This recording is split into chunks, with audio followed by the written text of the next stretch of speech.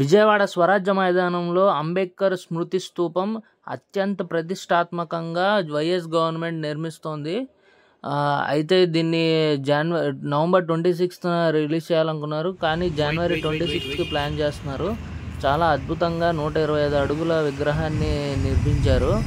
ఇది almost 90% construction పూర్తయిపోయింది. లోపల సినిమా హాల్, అంబేద్కర్ మ్యూజియం, దానికి అంబేద్కర్కి విజయవాడకి సౌత్కి ఉన్న రిలేషన్కి సంబంధించి డీటెయిల్స్ అన్నీ ఉండేలాగా మ్యూజియం ప్లాన్ చేస్తున్నారు.